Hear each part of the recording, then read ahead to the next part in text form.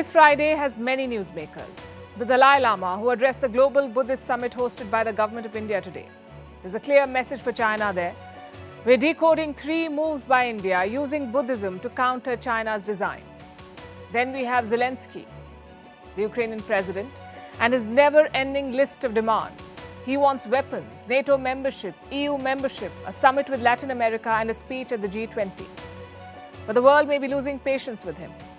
And since we're talking about newsmakers, how could we not include Elon Musk? He's taken away tick marks and given blues to so many celebrities the world over. His rocket exploded yesterday, his wealth tanked, but he's calling it a good day. Also on Vantage tonight, we bring you the story of Moonbin, the K-pop star who has died and put the spotlight on the dark side of Korea's soft power tool. Why are so many young stars ending their lives? What is Seoul doing to mitigate this crisis? We'll discuss all of that. The headlines first. The Dragon sees red. China warns of quote-unquote dangerous consequences for criticism over Taiwan. The warning comes just weeks after China held military exercises around Taiwan. Massive search operations in Jammu and Kashmir in India after Thursday's terror attack. 5 soldiers were killed in Poonch after terrorists targeted their military vehicle. This comes just days before the Pakistan foreign minister's visit to India for the SCO summit. A bill seeking to curtail the powers of Pakistan's Chief Justice has become the law. This is despite a Supreme Court order halting its implementation. The UK's Deputy Prime Minister Dominic Raab has stepped down. He's a close aide of Prime Minister Rishi Sunak and accused of bullying staff members. His resignation comes less than 24 hours after a probe report into the bullying allegations. And Germany plans to ban new oil and gas heating systems from next year. This is to meet net zero emission targets. And it has divided the cabinet. About half of Germany's 41 million households currently use natural gas heating.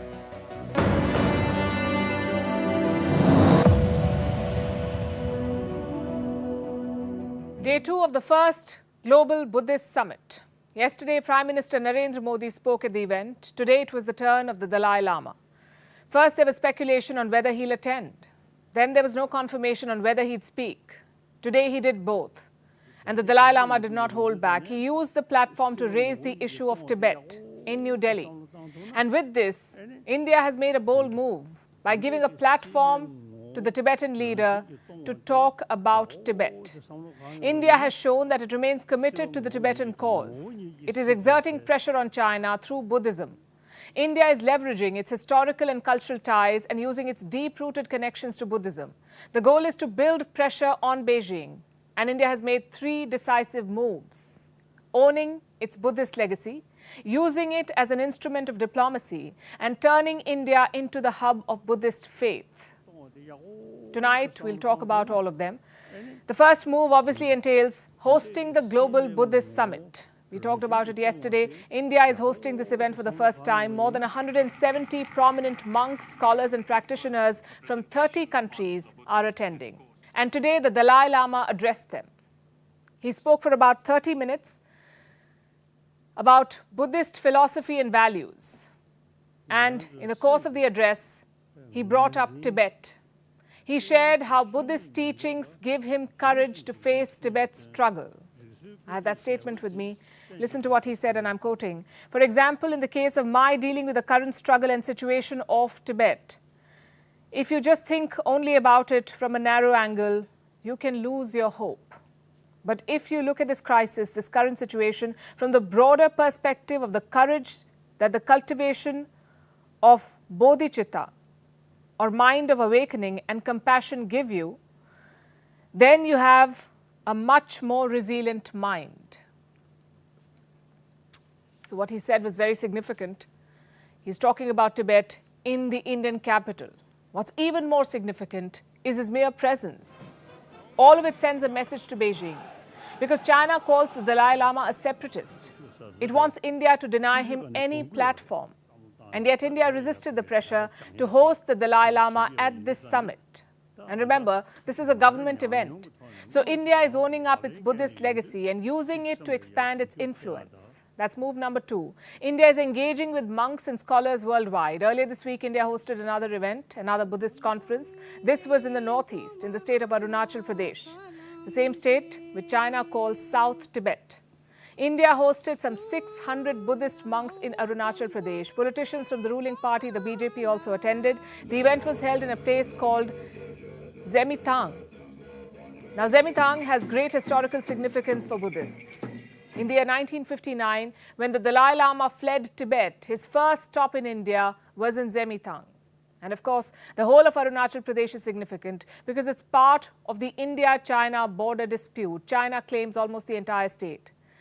And this claim has no legal or historical basis. But Beijing keeps pushing.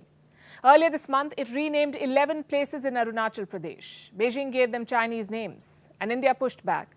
First with a statement that said Arunachal Pradesh is an inalienable part of India, and then with a Buddhist event in Zemitang. And it serves two purposes. It helps India engage with Buddhist leaders the world over and also assert India's sovereign rights on Arunachal Pradesh. This was India's second move. The third move is turning India into a hub for Buddhism. We discussed this yesterday. We told you about the Buddhist circuit. It follows the path of the Buddha. Starting from Lumbini, Nepal, it covers 21 Indian states. The idea is to turn India into a hub for religious tourism. There are plans to restore ancient Buddhist sites, set up funding for studying Buddhism, and restore sacred Buddhist texts.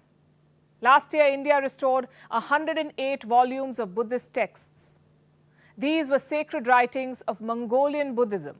The texts were sent to 50 Buddhist monasteries and educational institutions. So basically, it's a multi-pronged approach to reclaim Buddhism. It will help position India as a force that is trying to save Buddhism and countering China's moves. Because in recent years, China has tried to take that spot. It's an atheist country that tries to use faith to achieve political goals. It wants to appoint the next Dalai Lama and quash the Tibetan movement. In the name of sinicizing Tibet, China is ending the freedoms of Tibetans. It is killing their tradition, their culture, and their way of life. At the same time, it has been hosting Buddhist conferences and events, trying to gain influence over Buddhists, trying to get them on board, so that when the time comes, they see China's choice as the legitimate successor of the Dalai Lama. China basically wants to dictate the future of Buddhism, and India is pushing back. Further north, the war in Ukraine is spilling over. It has reached Russia, but not in a way that Moscow would have imagined. Russia ended up bombing its own city today. A Russian jet was flying near the Ukrainian border. It dropped bombs over Belgorod, which is a Russian city, and this is how it happened.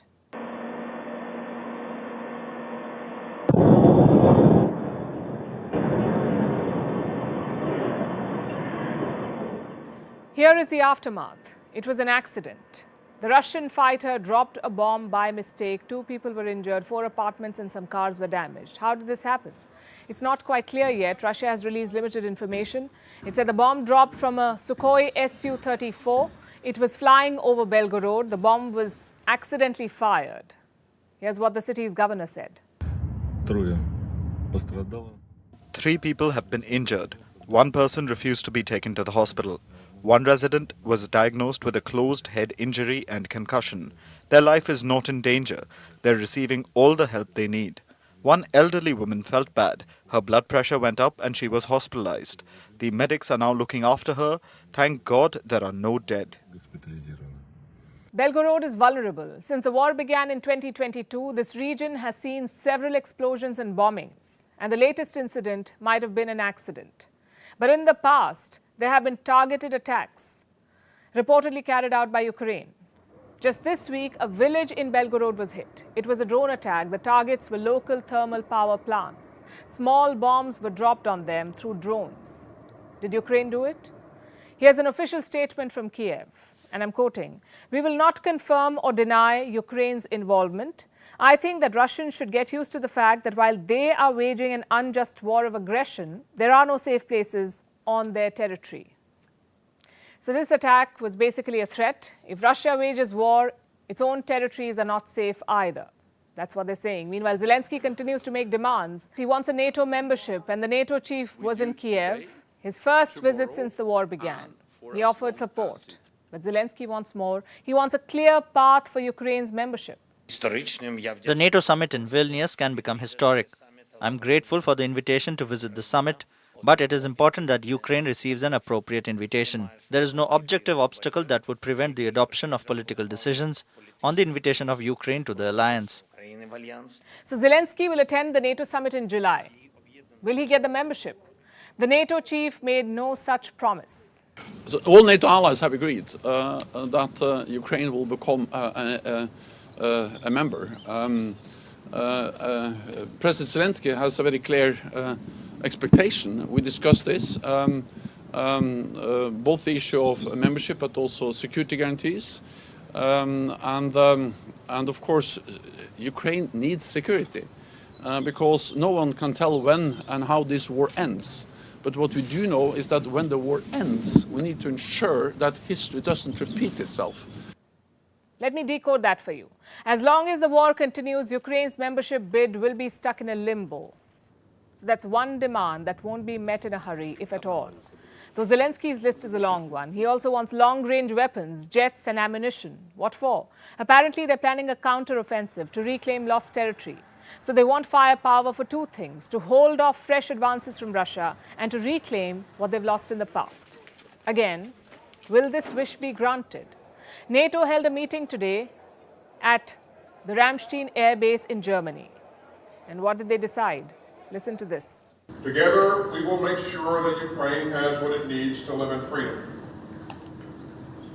Together, we will defend the rules-based international order that keeps us all secure. And together, we will support Ukraine for as long as it takes.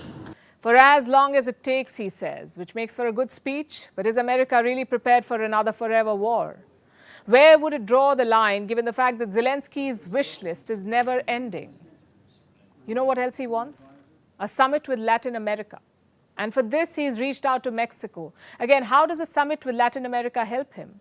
Zelensky says it will be a chance for the region to, quote-unquote, show unity, to come together for principles like territorial integrity. Interesting pitch, for want of a better word. But will it find takers? Can he get countries like Brazil on board? You may remember what Brazil's president said recently. He was visiting China last week and he said Washington should stop encouraging the war. Those were his words.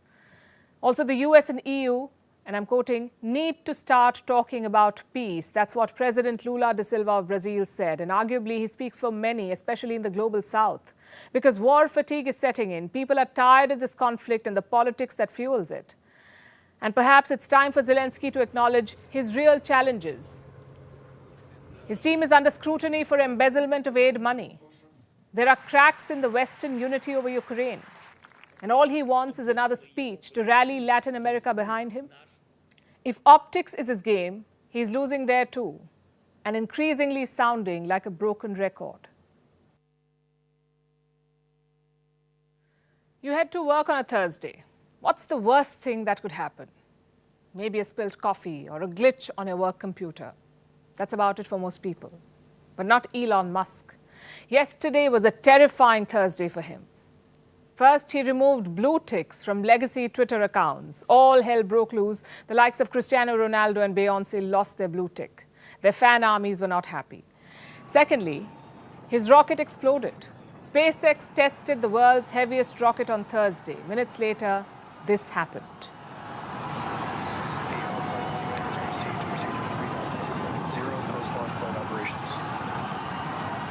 Dreams and rocket, both up in flames. Third, Tesla missed revenue expectations. Net income was 20% less than last year. Plus, they sold around 7,000 fewer cars than expected. And I know that 7,000 may not seem like much, but Tesla is not like Ford or General Motors. Their total sales are about 4 lakh. So to recap, 3 things happened to Elon Musk in one day. He got backlash for removing blue ticks. His rocket exploded, and his car company missed its target. The end result? A massive loss of fortune. Elon Musk lost $13 billion in one day. 13 billion, most of it from his Tesla holdings. He's now worth around $164 billion. That makes him the second richest person behind the owner of Louis Vuitton. So what does Elon Musk think about his terrible Thursday? He did tweet this amid all the chaos. Such a great day in so many ways, he said. Clearly, ways unknown to us. Losing a rocket and $13 billion would be a downer for most people, but not Elon Musk. His brand is built around maverick moves, like buying Twitter on an impulse, or insulting senators on social media, or calling it a good day after losing $13 billion. If you scroll down below that tweet, you'll understand what I mean.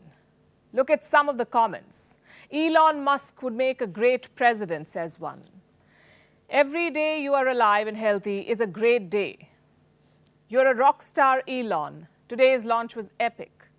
It's almost like an echo chamber. Facts and reality don't seem to matter. What matters is Elon Musk's bravado and his late-night tweets. And he knows it.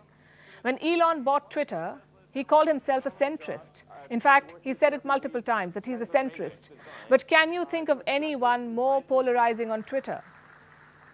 Either you hate him or you like him. The indifferent gang is not Elon Musk's target. Coming back to the events of Thursday, Elon Musk congratulated the Starship team for the launch, the same launch that failed. He congratulated them. Experts say this is classic SpaceX template, what they call successful failure. Instead of seeing the explosion as a setback, you double down.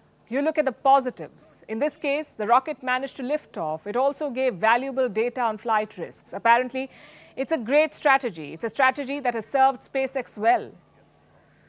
On to Twitter now. Most legacy accounts have lost their blue tick. Bill Gates, Kim Kardashian, Ronaldo, Virat Kohli, even the Pope. It's a really long list.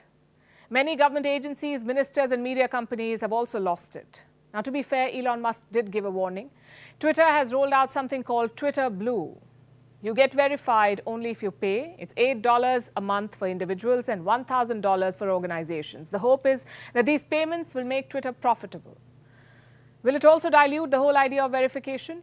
It will, yes. But Musk is not concerned about that. His business model is less about bottom lines and more about brand building. The bigger the brand, the higher the share value, which is good for Elon Musk since most of his wealth is tied up in stocks. In 2021, he was worth $158 billion. Out of this, $110 billion was Tesla stock, $18 billion was SpaceX equity, another $7 billion in cars, homes, and other assets. By his own admission, Elon Musk is cash poor.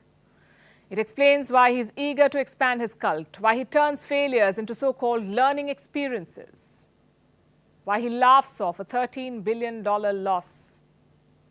When and if this bubble bursts, Elon Musk's Twitter timeline will be interesting.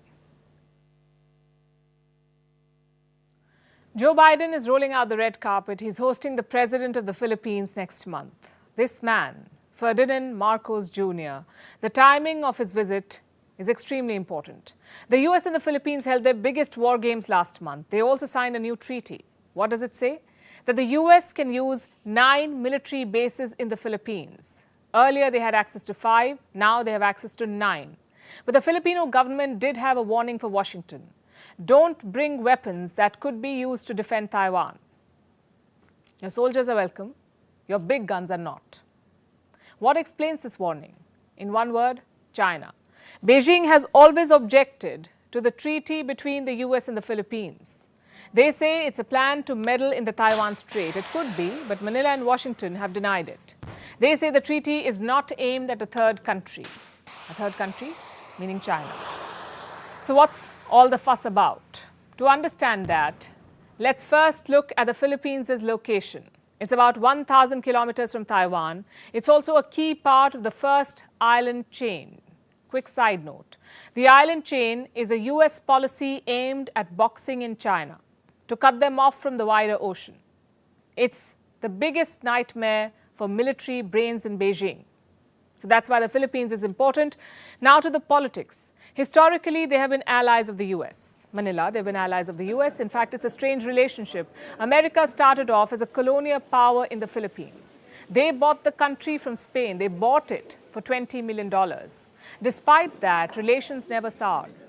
A mutual defense treaty was signed in the year 1951. A base sharing agreement was signed in 2014, the same one that was expanded last month from 5 bases to 9.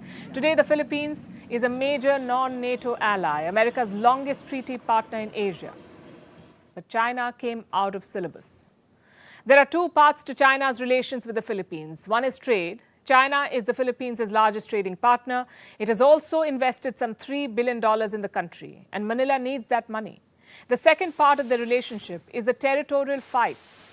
China claims most of the South China Sea. They also send PLA warships into disputed waters. Last year, Manila sent around 200 protests to Beijing on the same issue. 200. No luck.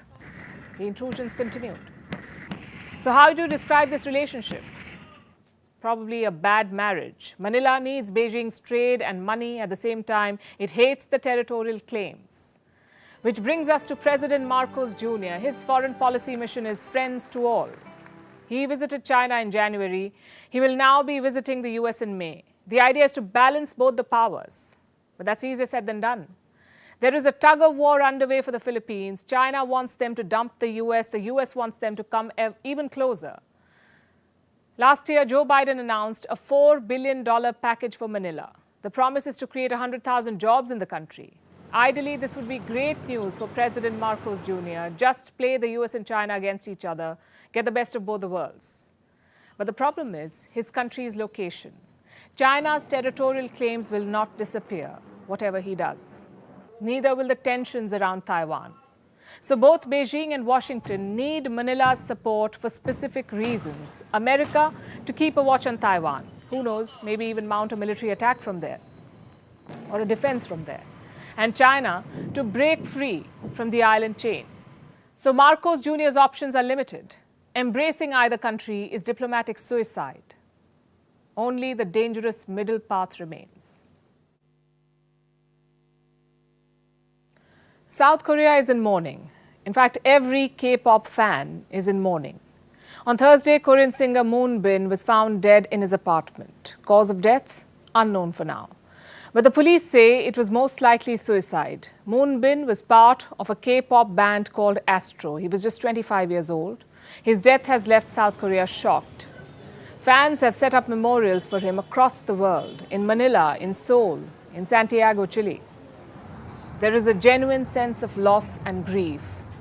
They cannot believe a successful, famous and thriving pop star would take his life. First, listen into the fans. We are still in the process of trying to accept that Moonbin is gone. So I have been crying all night and all morning. I want to say it is okay to have a break if things get too difficult, because fans will always be waiting and understanding. Nothing we can do to bring him back, but lessons must be learned, because this isn't the first high-profile suicide in the K-pop industry. One was reported earlier this month. Korean actress Jung Chae-yul was found dead in her home. She was 26 years old. Last year, another actress, Yoo Joo-yoon, was found dead in her home. She was 27 years old. In 2019, K-pop singer Sulli took her life after struggling with bullying. She was 26. A month later, her friend and fellow pop star Gu Hara was found dead. What's common about these people? A, they're all very young. 25 and 26 is still early times in your life and career. And B, they're all K-pop stars. So clearly there's something wrong in the industry, something that's pushing young people to suicide. The question is what? In one word, it's pressure. What we see is the glamorous side of K-pop. The glitzy concerts, the devoted fans, the private jets. What we don't see is the story behind it, the struggles required to reach the top. Let me tell you how it works. South Korea's K-pop industry is like an assembly chain. Only the best products make it out. It starts off with auditions. Thousands of children attend these events with their parents, and their chances are dismal. Reports say 700 to 1. Meaning if 700 children turn up, one gets selected. 699 children are rejected. But honestly, they're the lucky ones. Because the selected kids are put into a rigorous training. Their day starts at 4 a.m. and ends by midnight. Remember, these are young kids, some of them as young as 8, 9 and 10. They're trained in vocals, dance, and Korean. The diet is bad because it's about looks and not nutrition. And the training is hard because it's about money and not having fun. After all this, a K-pop star is born, usually in their teenage years. They tour the world, they sing in front of massive crowds, they also get praise from the Korean government. But as they grow older, things change. By 25 or 26, the pressure is building on you. You have to reinvent your style or create a different type of music. If not, the assembly chain behind you is ready to push out new stars. Some singers survive this relentless pressure, others simply cannot. That's the dark side of K-pop, the side the Korean government does not talk about. The question is, what is the solution? For starters, cultural changes. Many South Koreans do not talk about mental health. They think it's taboo. This mindset reflects in South Korea's overall suicide numbers. It's the highest among developed nations. In 2021, around 13,000 people died by suicide in South Korea. The rate is 26 deaths per 100,000 people. Here in India, it's around 12. If you can't talk about mental health, you can't stop these deaths. And the Korean government must take the first step. They have no problems flaunting K-pop to the world, no problems cashing in on their fame or sending them to the United Nations. But when it comes to their mental health, there is silence. This is the hard reality of South Korea's soft power. Now let's turn our attention to the Sudan. It's been almost a week since the fighting began. Two rival military factions have been clashing. More than 350 people have reportedly been killed. Thousands have already fled Sudan's capital, Khartoum. That's where some of the heaviest fighting is taking place. But many, including foreign nationals, are still trapped in the capital. Countries like India and the US are looking at ways to evacuate their citizens. And there might be an opportunity now. A ceasefire has been declared for Eid al-Fitr. As an immediate priority, I appeal for a ceasefire to take place for at least 3 days, marking the Eid al-Fitr celebrations, to allow civilians trapped in conflict zones to escape and to seek medical treatment, food, and other essential supplies. This must be the first step in providing respite from the fighting and paving the way for a permanent ceasefire. The ceasefire was supposed to have started this morning. It will be in place for 72 hours. At least that's what the fighters say. The RSF, or Rapid Support Forces. It's the paramilitary group that is fighting the army. And it released a message on social media. It said it would honor the ceasefire. But will it hold? Because the other side has made no such commitment. The other side is the Sudanese army, and it has made no official promise to observe the ceasefire. Sudan's army chief and de facto ruler, Abdel Fattah al-Burhan, released this video last night. Honorable citizens, we mourn all the victims of my country and pray for the recovery of those injured, and pray to God that this occasion of Eid returns in safety and peace. I salute you, my soldiers, as you give your lives for this dear country. Long live Sudan, free and independent. The Eid ceasefire would be an extension. Earlier on Thursday, a 24-hour pause to fighting was declared, but it was not particularly successful, according to people in Khartoum. The last few days here in Khartoum have been extremely chaotic. We woke up to what sounded like thunder or fireworks, and it was actually gunshots and artillery fire and shelling and fighter jets flying up above, and it has continued basically non-stop since it began. Even when there was supposed to be a 24-hour ceasefire yesterday, that did not at all take place immediately. There was rapid fire, and I saw a jet circling above, and the sounds of bombs and the shaking, it hasn't stopped. I'm not optimistic about the ceasefire. We've tried this for a while. We've tried this, I think, 3 or 4 times. There hasn't been a ceasefire. Not one of the parties is honoring these proclaimed ceasefires. These are the reports coming from the ground. As you can imagine, countries are wary. They're not sure if the new ceasefire will hold. The US is not taking chances. It is deploying its military to evacuate its citizens trapped in the Sudan. There was a so-called ceasefire last night that didn't hold very long, and so people are still being hurt. What I can tell you is that We have good accountability of all our government personnel there working in and out of the embassy. They are all not still co-located, so the State Department is still, the embassy there is still trying to get them all co-located together for their own safety. They are still sheltering in place where they are. And as you probably saw, the Pentagon did announce that they are moving forward to pre-position some military forces and capabilities nearby just for contingency purposes in case they would be needed for any kind of evacuation. What about India? India is taking a non-military approach. The Indian Embassy in Sudan has issued advisories. It is asking people to stay where they are to avoid the violence. It is also engaging diplomatically with countries around the Sudan to possibly help with evacuations. New Delhi is in touch with London and Washington. External Affairs Minister Jaishankar has spoken to his counterparts in Egypt, Saudi Arabia and the UAE. Look, I think almost all countries and the citizens are having the same difficulty. The airport is non-operational. There is intense fighting going around in various parts of the country and in the city, particularly in Khartoum. And I think various countries are looking at options, how to get their citizens out, how to get their diplomatic personnel out. And we are obviously in close contact with them, whether through the capitals, through their embassies in Khartoum, as well as in New Delhi.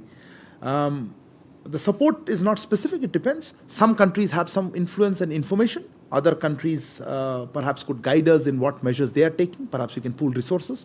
At this point, it's a bit premature, but we are in touch. Certainly, as I mentioned, UAE and Saudi Arabia are on that top of that list. Reports say the UAE and Saudi Arabia are tacitly supporting the RSF, the paramilitary group fighting the army. That's the RSF. And Egypt is backing the Sudanese army. They share close ties. As for India, it is engaging with all nations that have some influence in the region. This is a developing story. We'll keep you updated. Our next story is from the UK. The government made an announcement this week. It is planning to stop the sale of machetes and so-called zombie knives. Zombie knives are technically novelty items, but they can also be dangerous. But why is the UK taking the step to ban such items? Because knife attacks are on the rise in the country. Between March 2021 and March 2022, there were about 45,000 attacks using knives or sharp instruments. 45,000 attacks in a year. 870 people were murdered in the UK during that period. Knives were the murder weapon in about 40% of those killings. They're a serious problem in the UK, and the government is now trying to curb their use. Our next report brings you the details. The UK government made an announcement this week. They're cracking down on large knives, like machetes and the so-called zombie knives. Zombie knives are large blades that are often used as props, usually as part of zombie slayer costumes, hence the name. But these props can be dangerous too. The government says they're being used by violent criminals in knife attacks. The move to ban machetes and zombie knives is part of a crackdown on knife crime. Knives have increasingly been used in violent crimes in the UK recently. They were used in 40% of UK murders that took place between March 2021 and March 2022. 282 people were killed by knives during this one-year period, the highest ever number of knife murders since records began in 1946. There were over 45,000 attacks using knives or sharp objects between March 2021 and 2022. That's an increase of 9% compared to the previous 1 year, and it's 34% higher than a decade ago. It goes against the long-term trend of a reduction in violent crime in the UK, and there's also another disturbing knife attack trend. A lot of these knife attacks are committed by minors. Minors were the culprits in about 18% of all UK knife attacks between March 2021 and March 2022. So how are children getting their hands on knives? There are, of course, knives lying about their homes, but when it comes to the bigger machetes or zombie knives, children can just buy them online. Because remember, zombie knives are technically costume props. The UK government knows that these knives are on e-commerce platforms. It's been talking about this problem since 2016. The government even brought a law that year to help police confiscate zombie knives. But the existing rules have some gaping loopholes. Under the 2016 law, police can confiscate zombie knives in private homes if they meet 3 criteria. They must have a cutting edge, a serrated edge, and images or words that suggest it is to be used for the purpose of violence. All three conditions must be met for the police to confiscate them. It's a pretty easy loophole to get around. So most often, the police can't do anything about these zombie knives until it's too late. Now the UK government seems to have realized its mistake and it's trying to course correct. But it's a long road ahead. The UK Home Office will first consult the public over the proposed ban on machetes and zombie knives. It will be a 7-week-long consultation. The public will help define which machetes and large knives will be banned. Why the delay? The Home Office says it's to ensure proposals are balanced, which sounds fair. After all, you don't want the police locking people up for having sharp cutlery at home. But considering the alarming rise of knife attacks, it's high time for the UK government to sharpen its act. Global temperatures are on the rise. The world is heating up. Ask anyone in Asia braving this heat wave right now. But guess who else is feeling hot? ChatGPT, the open AI chatbot. And to cope with the heat, it likes staying hydrated. So ChatGPT is guzzling water. Apparently, every 20 to 50 questions, it needs a bottle of water. And while getting trained, it consumed some 700,000 liters of water. Sure, hydration is great, but this is worrying. Are global water challenges worth having ChatGPT do our English homework? Here's a report. OpenAI's chatbot was launched in November last year. It's called ChatGPT. You've probably heard of it. Well, unless you're Patrick, you know, the SpongeBob cartoon character who lived under a rock. But jokes aside, ChatGPT has been the talk of the town. It has soared in popularity. It can answer questions with near accuracy. It can write poems for you, do your math homework, and even write code. Over 100 million people use it every month. All in all, it's been making waves. But speaking of water, ChatGPT is now under scrutiny for having too much of it. Yes, you heard that right. A new study is out. It's been conducted in the US. It says that ChatGPT has been guzzling down water, and lots of it. For every 20 to 50 questions, it needs a bottle of water. That's 500 ml. And may we add, it's fresh, clean water. Yes, it's not been recycled or repurposed. And sure, 500 ml doesn't seem like much, but it adds up. Remember, ChatGPT has millions of users. Think about the number of questions, the number of recipe suggestions, and holiday homework answers. So just imagine how much water it's been drinking, and how it's increasing its water footprint. This is an environmental indicator, a lot like a carbon footprint. It measures the volume of fresh water used. But we'll get to more of that later. First, the golden question. How do AI chatbots use water? Just to make it clear, chatbots don't directly drink the water. It's used by their data centers. The water helps them generate electricity and cool the racks of servers, which is important. Chatbots rely on thousands of servers that are spread across the world. They're high-functioning machines, and they need to be cooled down regularly, so they can maintain optimal performance. And the more complex the chatbot, the more water it needs. Like GPT-3, it's more advanced, and so it's also thirstier. While training GPT alone, about 7,000 liters of water were used. But there's no publicly available data. Even this research we're talking about is not peer-reviewed. It's been shared ahead of its publication. Because there's very little research on the environmental impact of AI. Experts say that AI models have a water footprint. It's massive, but it's been under the radar. Remember when Bitcoin was stuck in this messy puddle too? Millions of so-called data miners are gaga over cybercurrencies. They use it to extract wealth, but little do they know this comes at a high price, because it takes water to generate each unit. Every single transaction burns electricity, enough for an entire household for a week. And this is highly problematic. Artificial intelligence may get away with this, but these problems have real-world consequences. The water crisis is gruesome. 1 in 10 people lack access to safe water. 1 in 4 don't have access to basic sanitation. And about 1 million people die from it each year. A child is dying every 2 minutes. So this is serious. And companies need to acknowledge their role in it. They need to take social responsibility and make data more transparent. Water challenges are growing, but so is collective action. There's more global scrutiny, so companies can't stay under the radar anymore. It's no longer going to float their boat. And next time ChatGPT wants to cool down, might we suggest meditation? Our last story is about two words: Coke float. The world seems to be obsessed with it, especially Europe. Disclaimer, we aren't talking about ice cream in cola. This story is about the drug cocaine floating on water, and tons of it, literally. This week, the Italian police seized 2 tons of cocaine. It was floating off the east coast of Sicily, neatly wrapped in waterproof packages and nets, complete with tracking devices attached to it. Its value was over $438 million, and for Italy, this was a record seizure. But sometimes, European drugs are not so easy to spot.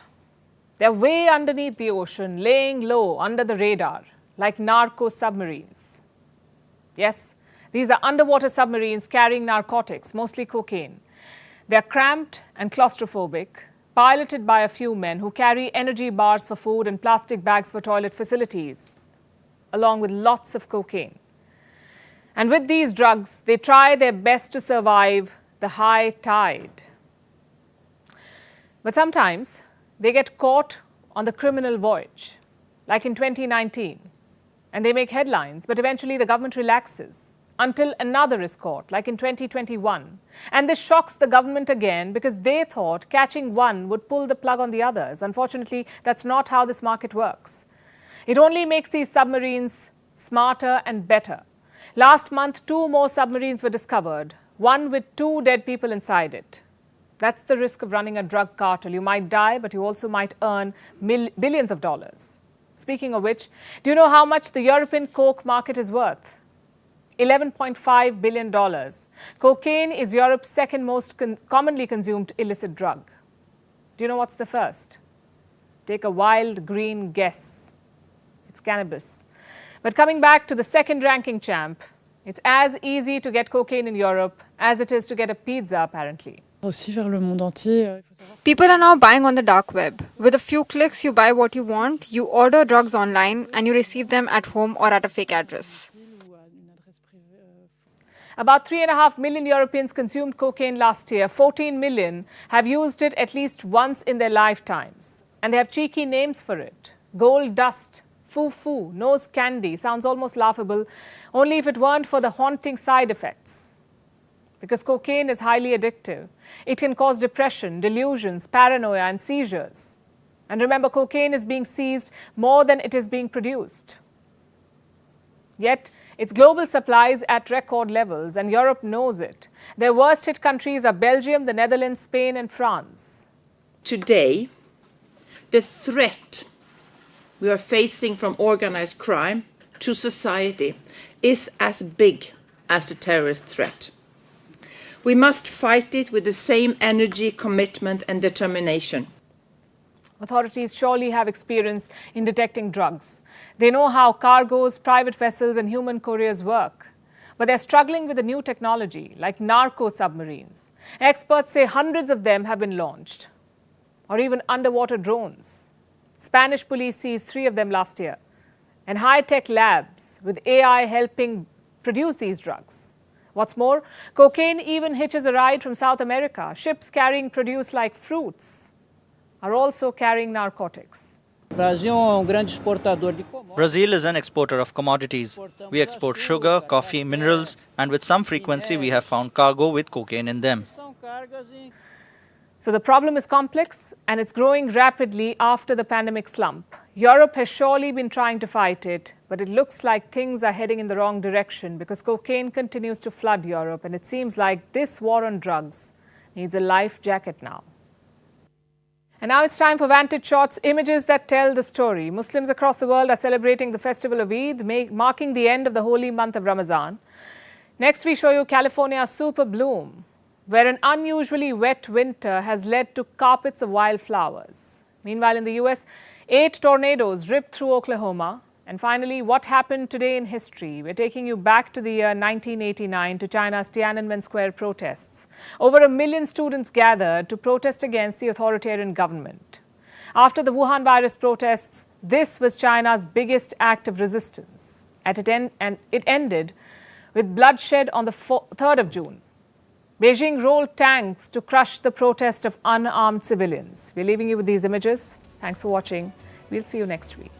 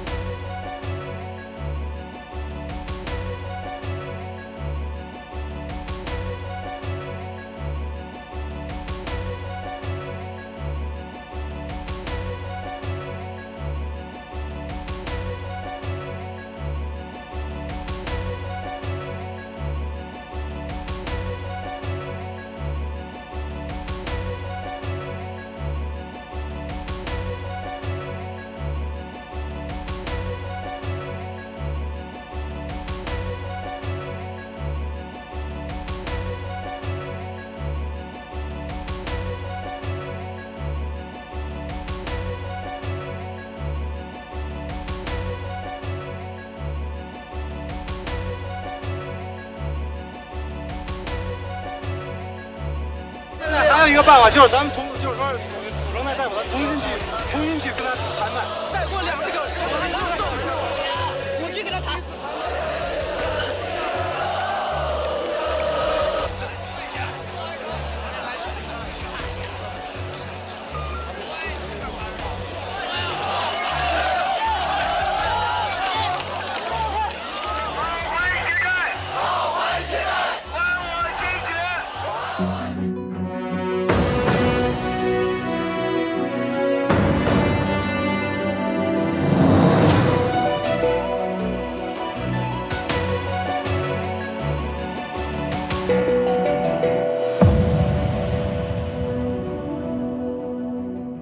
यहाँ से आपको सिर्फ पहाड़ और जंगल ही जंगल दिख रहे हैं और इन्हीं जंगलों का, इन्हीं पहाड़ी इलाकों का और इन्हीं टेरेन इलाकों का, टफ एरियाज का फायदा उठाते हैं आतंकवादी।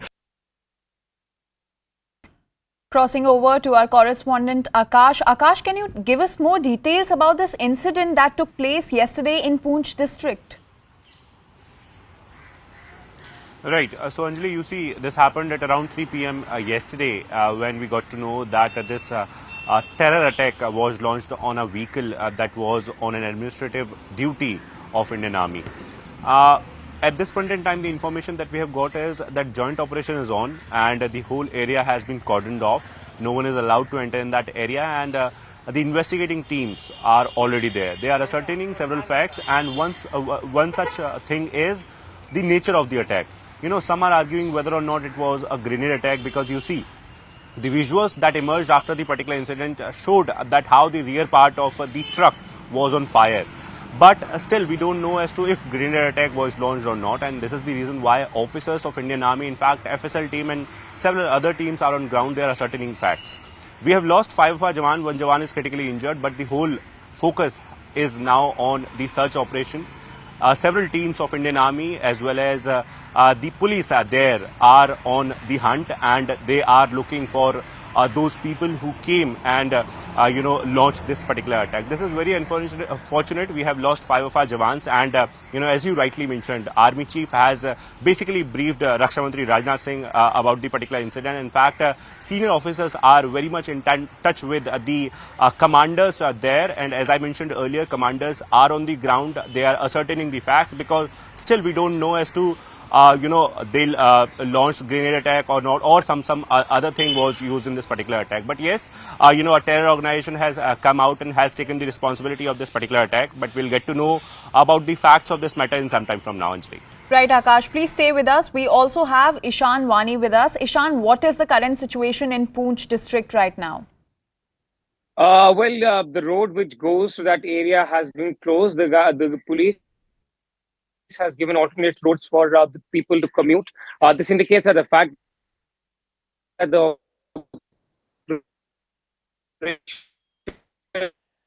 and lots go through that area, check the difficult terrain is there. Then there is a bad weather conditions are prevalent, which can give an edge to the other side. That is why they have to be extra vigilant and careful. We must also point out that the fact that when last time when around this area,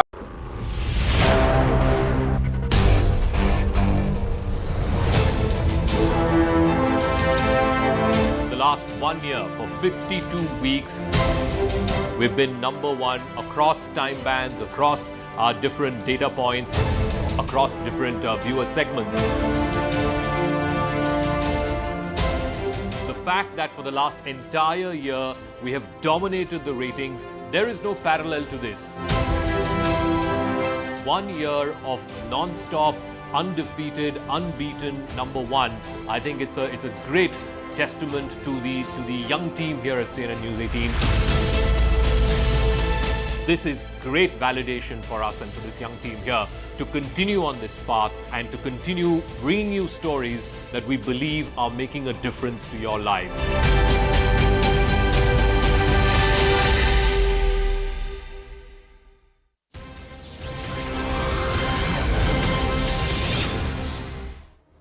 Hello and welcome to the late night edition with me, Ayushman Singh Jamwal. Breaking news coming in from the state of West Bengal after the shocking rape and murder of a young girl in Kaliaganj in West Bengal. The National Commission for the Protection of Child Rights has reacted to the matter, saying a fact-finding team will be visiting the place to conduct an inquiry. Remember, the BJP has alleged that instead of taking action against perpetrators, the police is harassing the family of the girl, of the survivor, of the victim over here, because this is a rape and murder case that has taken place in Kaliaganj. The girl belongs to the Rajbongshi community, which is a scheduled caste community in West Bengal, ladies and gentlemen. But the breaking news that's coming in is that, and that tweet on your screen, the National Commission for the Protection of Child Rights has reacted to this matter. This is a shocking rape and murder of a young girl in Kaliaganj in West Bengal. Now the National Commission for the Protection of Child Rights has reacted, saying that it will send a fact-finding team to conduct an inquiry. I'm joined by my colleague Kamalika Sengupta on the phone line. Kamalika, give us the details as the politics escalates in West Bengal over this. We're seeing that those visuals on our screen, the anger on the streets over this shocking rape and murder, and now the NCPCR stepping in. NCPCR has tweeted that they have taken cognizance of the news reports of the alleged rape and murder of a girl in Kaliaganj in Uttar Dinajpur. The post-mortem, and they will be sending a fact-finding team. That is also there in the tweet. That a fact-finding team will visit this area and they will try to find out that what has happened. Now, as far as the administration is concerned, the police has started the post-mortem, and the police is saying that the prima facie report says that there is no injury, but a poison bottle has been seized. That's what the police version is. Tomorrow, the BJP state president Shukanta Mojumdar will be visiting this place because, according to BJP, this is a rape and murder, and they are going to raise this issue because this is a Rajbongshi community. The girl is from a Rajbongshi community, and the girl is minor. That's what the BJP claim is. The Trinamool is saying that this is an unfortunate incident, but they are comparing with some incidents of UP, and they are saying that the NCPCR team should also go to UP. That's the TMC version. And here, from yesterday night, the locals are saying that from yesterday evening, this girl was missing, and then today in the morning, her body was recovered beside a pond. And then her family alleged that it is a rape and murder. And then we came to know that two people, the main accused, who stays in another adjacent village, has been arrested, and also his father is arrested. An FIR has been launched, but today in the morning when the body was recovered, the locals and the family, they were agitated, so they tried to stop in the police. And the police, according to the police, they were trying to take the body for post-mortem because the prima facie evidence was important. There was a scuffle and tension when the police resorted into tear gas. So right now the situation is normal. Tomorrow, the BJP president, Bengal President Sukanta Majumdar will be visiting this place. Right. And any indication coming in that people from the TMC, like top leaders of the TMC, are also likely to make a beeline, or at the same time, like before, are there any plans to block Sukanta Majumdar from meeting the family? So right now, there is no such information that the BJP state president will be blocked. And today, one Trinamool MLA went there. That's what the local, we are getting it from our local sources.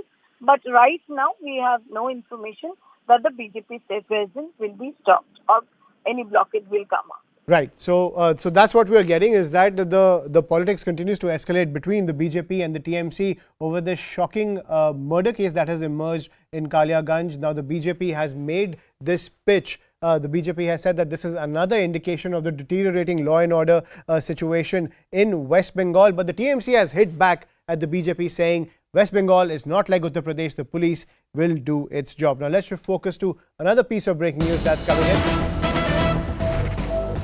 Jairam Ramesh has tweeted, and I quote, "India overtaking China as the world's most populous country has evoked much comment. But what hasn't is how the pioneering states in family planning, mostly southern, will end up losing seats in the Lok Sabha and the Rajya Sabha. They need assurance that this won't happen. I've raised this issue many times." So this north-south pitch coming in from Jairam Ramesh. Pallavi, how should we read this statement? I would say it's very, very interesting. So there are a couple of points over here. We already know, for example, there's a reorganization of the constituencies which have been taking place. And the Congress, like many opposition parties, have gone on record to oppose it, expressing their concern that it is being done in a systematic manner, which is only going to help up suiting to the BJP and to a disadvantage of other opposition political parties. But now Jairam Ramesh gives a new twist to the new population figures which have been released, which of course puts India ahead of China. What he's here making a pitch is, first of all, for the southern states. He is a member of parliament from Karnataka. We also know elections are going on in Karnataka. And South often complains of what they call the imposition of North. So what he essentially is indicating is that post the changes, the increase in population, will the reorganization be such that both in Lok Sabha as well as in Rajya Sabha, the representation of North will be increased at the cost of the South? Right. Thank you, Pallavi, for getting us that piece of breaking news. So Jairam Ramesh raising that north-south point when it comes to this, very evergreen issue when it comes to the north-south divide, where the southern states say that they have focused on family planning, but they have less Lok Sabha and Rajya Sabha seats as compared to the northern states who have never focused on family planning. The southern states have made this pitch. Why should they constantly be punished for doing something that keeps population under control? And Jairam Ramesh raising that point once again, as India has overtaken China when it comes to the population figures. But let's shift focus to Jammu and Kashmir now, ladies and gentlemen. Terror has gripped the valley once again after 5 soldiers were killed in Poonch during a routine counter-terror patrol.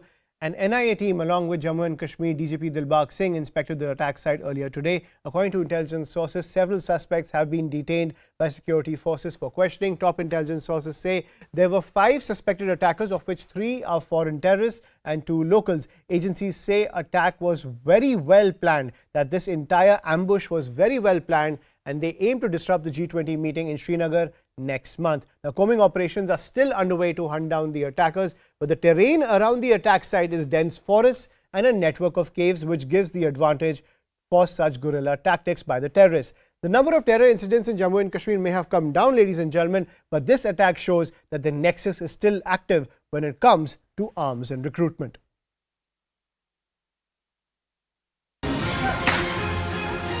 In the deadliest strike since Pulwama, 5 Jawans were martyred in a terror ambush in the Poonch district of Jammu and Kashmir. Their families are devastated, distraught and inconsolable.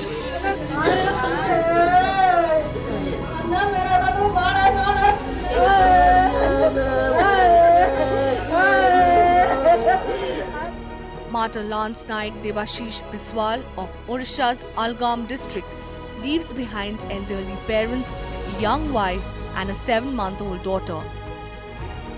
He laid down his life on Thursday as terrorists attacked an army vehicle while it was moving from Bimbar Gully to Sangyot in Poonch district.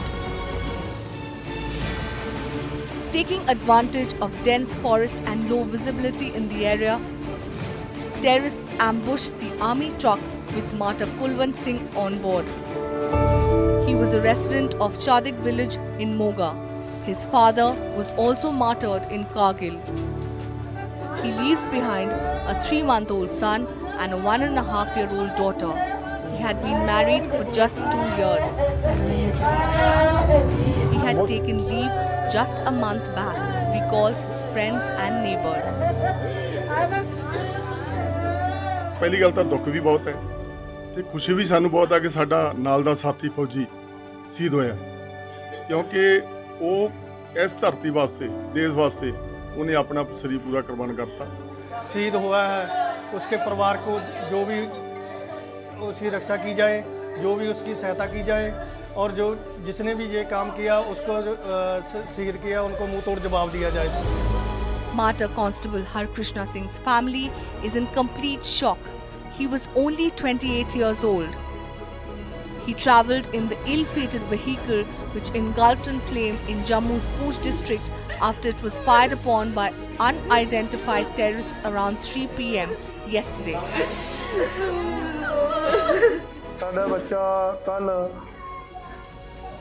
Poonch side ਤੇ ਉਗਰਵਾਦੀਆਂ ਨਾਲ ਲੋਹਾ ਲੈਂਦੇ ਹੋਏ ਸ਼ਹੀਦ ਹੋ ਗਏ ਸਾਨੂੰ ਆਪਣੇ ਬੱਚੇ ਤੇ ਮਾਣ ਹੈ ਦੇਸ਼ ਕੌਮ ਦੀ ਰੱਖਿਆ ਕਰਦੇ ਕਰਦੇ ਸ਼ਹੀਦ ਹੋ ਗਏ ਨੇ. Martyr Havildar Mandeep Singh and Sepoy Sevak Singh were among the 5 personnel of the Rashtriya Rifles unit deployed for counter-terrorist operations in the area. 39-year-old Mandeep Singh was a resident of Doraha town in Ludhiana. Singh is survived by his mother, wife, 9-year-old son and 11-year-old daughter.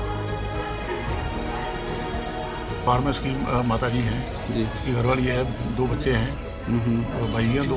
मोटा मोटा उन्होंने बताया कि ऐसे ऐसे करके ID blast हुआ है. आईडी ब्लास्ट के कारण गाड़ी को नुकसान हुआ. गाड़ी में कोई पता नहीं क्या कौन सी चीज़ पड़ी थी जिसको आग लगी. Massive manhunt is on to locate the perpetrators even as the dense jungles are making the operations of forces difficult. Families mourn loss of the Jawans martyred in Poonch. They say their sacrifice should not go in vain. Bureau Inputs, CNN News 18.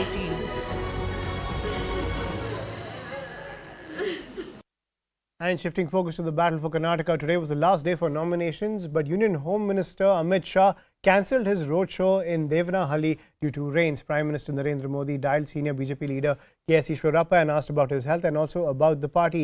K.S. Ishwarappa assured him victory. This comes after Ishwarappa's son K.E. Kantesh was denied a ticket from the party. On the other hand, State Congress Chief D.K. Shivakumar's nomination has been accepted from the Kanakapura constituency. Today is a day when Prime Minister has proved former Governor Satyapal Malik right कि प्रधानमंत्री जी को corruption से कोई खास ऐतराज नहीं है. We all saw Prime Minister's video talking to Shri Ishwarappa, joking with him, supporting him, trying to assimilate him back into their fold.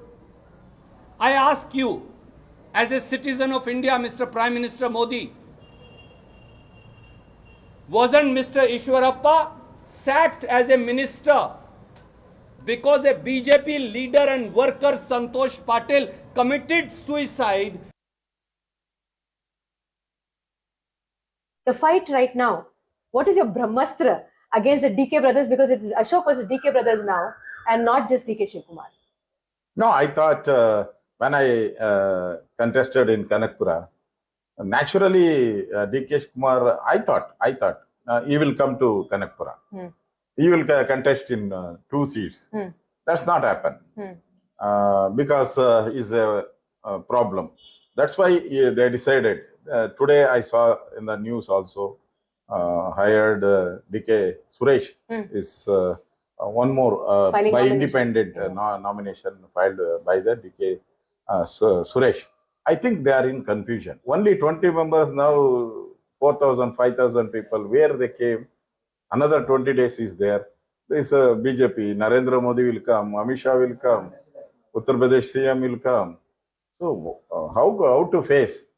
So that's I think you will not go anywhere in Karnataka for the campaign. Only he have to stay in Kanakpura. That's why I think he made a strategy. At least DK Suresh may contest. He can travel all over the Karnataka, I thought. Ashok sir, it's very interesting. Last time when we spoke, you had told me that in Kanakpura, मेरे पास नरेंद्र मोदी है, अमित शाह है, DK Shivkumar के पास क्या है? I asked DK Shivkumar the same question, and he said कि हर घर में शिवकुमार है, वो मेरे लिए लड़ेंगे. He will fight. They will fight the fight for me against Ashok, and he's welcoming the fight that is the high voltage fight in Kanakpura. But in terms of how do you plan to challenge this? What happening in Kanakpura? That's this is benefit to BJP. I told because highway मेरा पास मोदी जी है, आपका पास क्या है? DK Kumar का पास DK Suresh है, money है, car है. मेरा पास एक आदमी है, मोदी है. That is the winning factor of Mr. Ashoka in Kanakpura. My last question to you, you said they have fear, that is DK Shukmar and DK brothers for now. Does DK Shukmar fear R. Ashok, DK brothers fear R. Ashok, or does the DK brothers fear Narendra Modi? No. I given a challenge to Mr. DK Shukmar. I will contest, I will request the people of Kanakpura. You want Modi and Ashok government in Kanakpura, or Rahul Gandhi and DK Shukmar government in Kanakpura. This is the only one subject in Kanakpura. All the election from starting to ending day. This is the one slogan I will always tell the people of Kanakpura. How's the Josh? Excellent. Full of Josh. The kind of response what we are getting from people is really very encouraging. Very encouraging. But sir, if I can ask you, but the BJP is going through a bit of turbulence where you're seeing an exit of a lot of several veteran leaders and top leaders as well. How do you look at this kind of...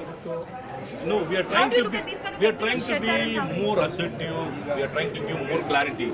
People are looking up to Bharatiya Janata Party to be really different, have a very clear-cut clarity, strategy, so that people can look up much more confident in more better way. So the party took a decision to have new faces. Correct. In some of the 72 new faces. 72 new faces. So that is leading to new opportunity. It is a mix of old and new. मैं आपसे ये जानना चाहूंगी कि आज प्रधानमंत्री ने आपको खुद कॉल किया था, आपकी क्या बातचीत हुई और क्या संदेश दिया प्रधानमंत्री ने? पहले प्रधानमंत्री ने मुझे एक अभिनंदन दिया. मुझे बहुत आश्चर्य भी होगा और खुशी भी हो गया, क्योंकि कर्नाटक में हमारा राष्ट्रीय नेता माननीय नड्डा जी और धर्मेंद्र प्रधान और संतोष जी तीनों मिलाकर मुझे फोन किया. आप चुनाव पॉलिटिक्स से निवृत्ति होना चाहिए ऐसा बोला. 100% मैं एक्सेप्ट करके 10 मिनट में मेरा लेटर भेज दिया. उनको भी बहुत खुशी हो गया माननीय प्रधानमंत्री जी को. नंबर 1. नंबर 2, माननीय जगदीश शेट्टर रेजिग्नेशन बीजेपी के देकर कांग्रेस गया. ये मुझे बहुत पेन हो गया, इसलिए उनको मैं एक पब्लिक लेटर लिखा बाहर, पब्लिक को बहिरंग पत्र. उसमें मैं पूछा, क्योंकि आपको सभी दिया है भाजपा ने, 6 टाइम आप एमएलए है, विविध डिपार्टमेंट से मंत्री भी है और स्टेट बीजेपी प्रेसिडेंट था, स्पीकर था, सीएम था, और क्या देना है आपको? इतना देने के बाद भी आप बीजेपी को रेसिग्नेशन कर कांग्रेस क्यों गया? ये सभी मुझे बहुत पेन हो गया है. पूछा जी. सर आपके बेटे को भी ये सभी सुनकर प्राइम मिनिस्टर को खुशी होकर मुझे आज अभिनंदन दिया. सर, आपके बेटे को भी टिकट नहीं दिया गया है। बहुत सारे ऐसे कयास लगाए जा रहे थे कि आपके बेटे को टिकट दे दिया जाएगा भारतीय जनता पार्टी से, मगर वो भी नहीं हुआ। क्या आप उससे निराश हैं? नहीं, सबको किसको टिकट देने से पार्टी को और स्टेट को अच्छा होता है, वो ऊपर वाला हमारा स्टेट नेशनल लीडर्स फाइनल करता है। किसको देना नहीं देना उसको हमें तो सिर्फ पूछना है, देने वाला नेशनल लीडर्स है। इसके बारे में क्यों नहीं दिया उसके पूछने का कोई हक नहीं है। लेकिन कर्नाटक में मुझे 5 बार एमएलए करने का एक कार्यकर्ता को मिला है, हम सबको बहुत खुशी है। सर, बहुत सारे ऐसे लोग हैं, आपने नाम भी लिया, जगदीश शेट्टर हुआ, लक्ष्मण सवदी हुआ, ये हैवीवेट्स थे, बड़े बड़े नेता थे ये बीजेपी के। इन्होंने पार्टी छोड़ दी है, वो आज कांग्रेस में चले गए हैं। बहुत सारे ऐसे छोटे छोटे नेता हैं जो जेडीएस में भी चले गए हैं। क्या भारतीय जनता पार्टी को इनसे राजनीतिक आहत होगा? सिर्फ भाजपा का नुकसान जगदीश शेट्टर से हुआ जी। लक्ष्मण सवदी बाहर से आया था, बाहर गया है, और दूसरा कोई बीजेपी का छोड़कर नहीं गया है। जगदीश शेट्टर को भी हम क्यों गया पूछे तो उनके पास रिप्लाई नहीं। कोई व्यक्ति गया तो भी भाजपा का कोई नुकसान नहीं है। हम कर्नाटक में डेफिनेटली बीजेपी को अधिकार में हम लाएंगे। सर, कांग्रेस और जेडीएस को सबसे ज्यादा इससे फायदा हुआ है। बड़े बड़े नाम हैं जो कांग्रेस में चले गए हैं, जेडीएस में भी चले गए हैं, जैसे मैंने आपसे बोला। बहुत सारे ऐसे लोगों को टिकट भी दे दी गई है। क्या कांग्रेस और जेडीएस को इससे सीधे सीधे फायदा होगा? क्योंकि लिंगायत वोट बैंक की भी बात की जा रही है यहाँ पर। नहीं, जेडीएस को हो या कांग्रेस को हो, कैंडिडेट ही नहीं है। इसलिए भाजपा का कौन कौन वेकेंट होता है उन सबको वो लेता है। कांग्रेस का भी यही हालत है और जेडीएस को भी यही हालत है, उनको कैंडिडेट ही नहीं। भाजपा बहुत बलिष्ठ हो गया है। इधर किसको हम एक आदमी को दे सकता है, दूसरा थोड़ा कौन गुस्सा में रहता है वो जाता है। हमें कोई भी नुकसान नहीं भाजपा का कर्नाटक के लिए। कांग्रेस पार्टी बार बार कह रही है सर कि भाजपा की सरकार प्रदेश में भ्रष्ट है। 40% किकबैक्स या करप्शन का ये जो एलिगेशन लगा है, ये बार बार है जो बोला जा रहा है कांग्रेस पार्टी से। आपको लगता है कर्नाटका की जनता ये बात मानेगी कि भाजपा की सरकार फेल हुई है या करप्शन है, जो सारी बातें कांग्रेस पार्टी कर रही है? कर्नाटक के जनता कौन सा चुनाव हो गया, सभी चुनाव में भाजपा को ही जीता है। लेकिन कांग्रेस 40% बोलता है। एक ही एग्जाम्पल देने के लिए वो सफल नहीं है। हम डायरेक्टली बोल रहे हैं, वो अर्कावती केस में सिद्धरामैया 800 करोड़ 800 एकर्स का लूट किया है, वो 8000 करोड़ अमाउंट लूट किया है। हम डायरेक्टली फॉर एग्जाम्पल हम तो डायरेक्टली उनको डॉक्यूमेंट समेत दिया है, वो रिप्लाई नहीं दे रहा है। सिर्फ 40% को ऐसा बोलता है। ये एग्जाम्पल हमें नहीं दे रहा है कांग्रेस वाले। सर, प्रधानमंत्री मोदी और उनका करिश्मा, उनका पॉलिटिकल अपील जो है वो कई राज्यों की सरकारों में, चुनावों में काफी महत्वपूर्ण, काफी इंपॉर्टेंट रहा है। मोदी फैक्टर कर्नाटका इलेक्शंस में कितना अहम रहेगा, कितना जरूरी रहेगा? 100% हमें बहुत प्रॉफिट होता है, क्योंकि नरेंद्र मोदी विश्व नेता है। कर्नाटक में नरेंद्र मोदी को देवता स्वरूप है ऐसा लोग मान रहा है। इसलिए सभी चुनाव में हमें जीत तो आ रहा है। मोदी का नाम भी हमें बहुत अच्छा है और कर्नाटक में संगठन भी अच्छा है और डेवलपमेंट वर्क भी बहुत अच्छा है। 100% कर्नाटक में भाजपा का पूर्ण बहुमत आकर सरकार हम बनाते हैं। And shifting focus to some international news, let's shift focus back to the United States, where Joe Biden is pitching himself for the 2024 presidential elections. Biden is expected to announce his re-election bid for 2024 next week. This is all set to put an end to the speculation regarding his health. This is a CNN special report. It appears President Joe Biden wants to spend another 4 years at the White House. Biden has reportedly signed off on a plan to formalize his intentions to run for re-election. As my mother, Miss Graham, would say, God love you. 4 sources familiar with the situation say a video announcement about another White House bid could be released as soon as Tuesday. If you look at the polls right now, it looks like it's Trump and Biden. Okay, I guess I'm going to have to pick. Maybe we should try to avoid that. But Biden has more pressing matters than a possible rematch against former President Donald Trump, including this week's report from the Labor Department, which says first-time jobless claims are up, and the looming deadline for raising the U.S.'s debt ceiling. Would you simply raise the limit, or would you first sit down and look at what you're spending your money on? Every household does that, and Congress should do the same. House Speaker Kevin McCarthy's plan, which he says will get through the House next week, has not impressed the Biden administration. The way to have a real negotiation on the budget is for House Republicans to take threats of default when it comes to the economy and what it could potentially do to the economy off the table. If McCarthy's bill gets through the House, it's not expected to pass the Democratic-led Senate. And the big news from the tech world, Twitter removed legacy verified blue ticks from all accounts today. Many eminent personalities in India, from Bollywood actor Shah Rukh Khan, Amitabh Bachchan to cricketer Virat Kohli, have lost blue checks that helped verify their identity and distinguish them from imposters. Now, these are those accounts that were not paying a monthly fee to Twitter.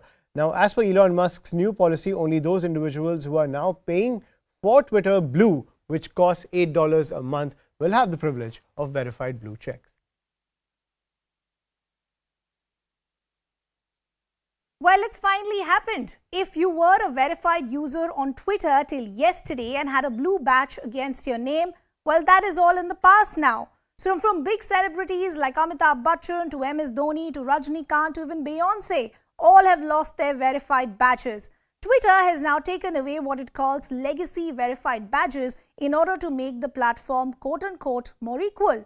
So there are two things to understand here. One, why has Elon Musk done this? And two, what it means for the platform. The Twitter CEO wants to monetize the platform and also make it a level playing field. Twitter is now encouraging users to subscribe to their service called Twitter Blue, in which you can buy a verification badge in addition to other frills like you can post longer tweets and even longer videos. Twitter Blue is available in India for a price of Rs 900 for a month and approximately 9,400 rupees for a year. But this is extremely controversial. One, because now there will be no way to identify an authentic account and a troll. The bigger concern is of impersonation. What if someone uses your name and then builds an account? How will the platform crack on it? A verified account will now meant the user understands his or her responsibility and can be held liable for misuse. But that goes now. So the questions that still remain: how will the platform moderate content that could be potentially harmful? How will the platform protect you from not getting your identity stolen? How will trolls and an authentic user be differentiated? As of now, Elon Musk hasn't really clarified on these lines.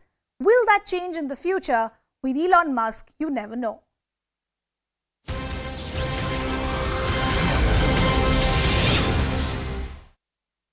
The aim was to disrupt those meetings. First of all, I pay my condolences to the families of those whose loved ones have lost their lives, who have given up their lives for our sake. But the fact is that in this dastardly and cowardly manner, if this terror attack has taken place, and what I know about this is that there is this huge stretch which goes into the international border, and this is where Pakistan is keeping the pot boiling and is ensuring that the entire region of the Pir Panjal area, Pir Panjal mountain range, is kept active. And this can't be done without the help of China. So if that is the case, then what is the problem in calling off the SCO meet? Of course, it might be difficult. That's the whole point, isn't it? That if you call off the SCO meet, it plays straight into the hands of Pakistan, straight into the hands of China. They have asked for this meeting to be called off because they can't brook the fact that it's happening in Kashmir. The aim of the terrorists was also to disrupt that meeting. You're playing into their hands. No, Zaka, initially you mentioned the G20. You know, this is an opportunity for them to internationalize this issue. This is why they're doing this.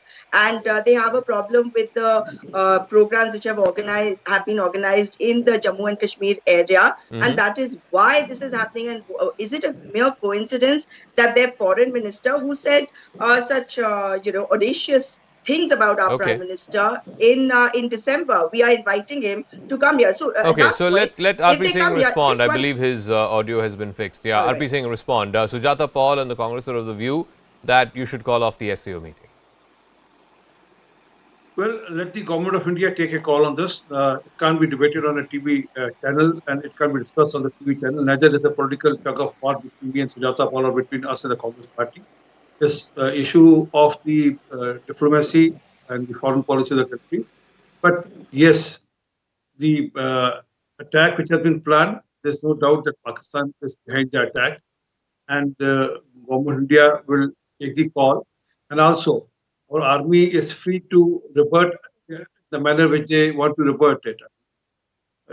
Earlier they have done it. Even now they are free to revert and give the proper rebuttal to and proper answer to the attack. Okay. But as far diplomacy goes, let's wait for some more time and let the foreign ministry and government of India come out with a clear stand on this. I mean, let's not haste on this issue, because the diplomacy and the foreign relation and the SCO is a different perspective. And this attack, although it hampers the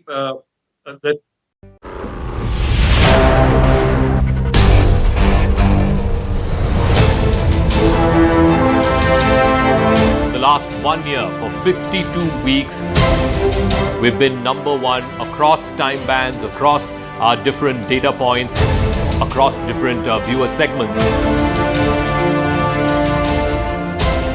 The fact that for the last entire year we have dominated the ratings, there is no parallel to this.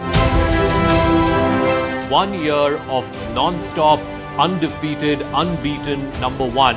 I think it's a great testament to the young team here at CNN News 18. This is great validation for us and for this young team here to continue on this path and to continue bringing you stories that we believe are making a difference to your lives.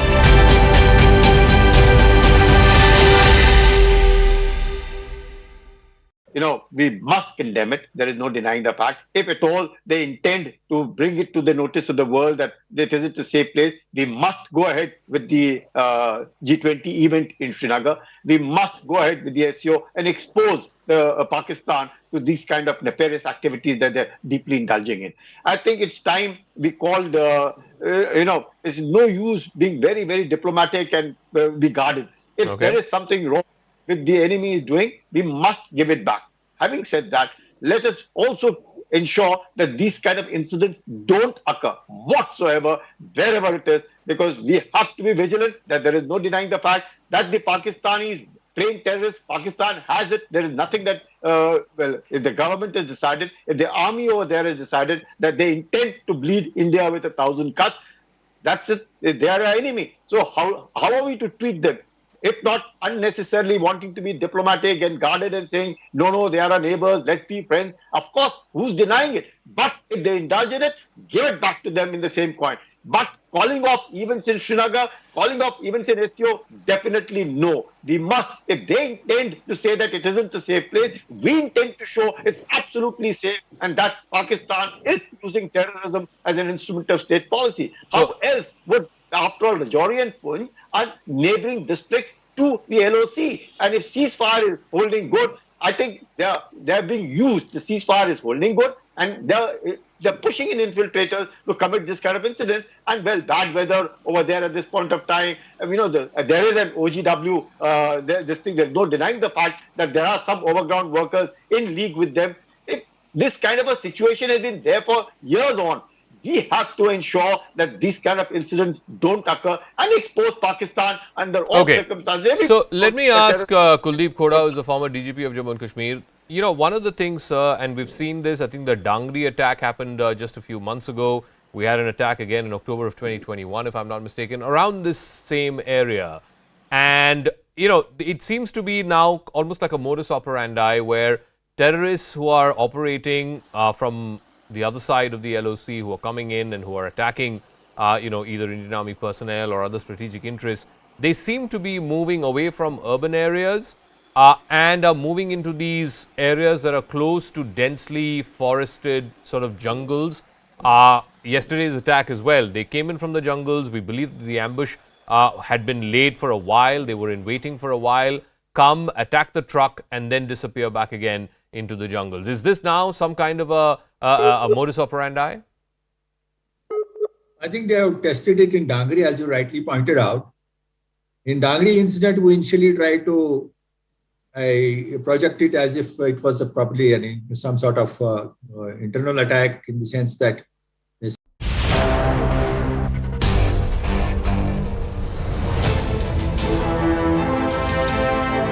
Last 1 year, for 52 weeks, we've been #1 across time bands, across our different data points, across different viewer segments. The fact that for the last entire year, we have dominated the ratings, there is no parallel to this. 1 year of non-stop, undefeated, unbeaten #1. I think it's a great testament to the young team here at CNN News 18.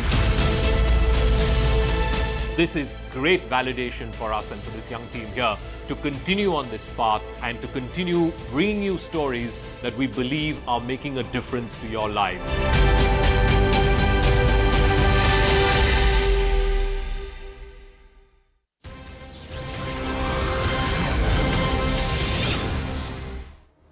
Hello and welcome to the late night edition with me, Ayushman Singh Jamwal. Breaking news coming in from the state of West Bengal after the shocking rape and murder of a young girl in Kaliaganj in West Bengal. The National Commission for the Protection of Child Rights has reacted to the matter, saying a fact-finding team will be visiting the place to conduct an inquiry. Remember, the BJP has alleged that instead of taking action against perpetrators, the police is harassing the family of the girl, of the survivor, of the victim over here, because this is a rape and murder case that has taken place in Kaliaganj. The girl belongs to the Rajbongshi community, which is a scheduled caste community in West Bengal, ladies and gentlemen. But the breaking news that's coming in is that, and that tweet on your screen, the National Commission for the Protection of Child Rights has reacted to this matter. This is a shocking rape and murder of a young girl in Kaliaganj in West Bengal. Now the National Commission for the Protection of Child Rights has reacted, saying that it will send a fact-finding team to conduct an inquiry. I'm joined by my colleague Kamalika Sengupta on the phone line. Kamalika, give us the details as the politics escalates in West Bengal over this. We're seeing that those visuals on our screen, the anger on the streets over this shocking rape and murder, and now the NCPCR is stepping in. NCPCR has tweeted that they have taken cognizance of the news report of the alleged rape and murder of a girl in Kaliaganj in Uttar Dinajpur. The post-mortem, and they will be sending a fact-finding team. That is also there in the tweet. That a fact-finding team will visit this area and they will try to find out that what has happened. Now, as far as the administration is concerned, the police has started the post-mortem, and the police is saying that the prima facie report says that there is no injury, but a poison bottle has been seized. That's what the police version is. Tomorrow, the BJP state president Shukanta Mojumdar will be visiting this place, because according to BJP, this is a rape and murder, and they are going to raise this issue because this is a Rajbongshi community. The girl is from a Rajbongshi community and the girl is minor. That's what the BJP claim is. The Trinamool is saying that this is an unfortunate incident, but they are comparing with some incidents of UP, and they are saying that the NCPCR team should also go to UP. That's the TMC version. And here from yesterday night, the locals are saying that from yesterday evening, this girl was missing. And then today in the morning, her body was recovered beside a pond. And then her family alleged that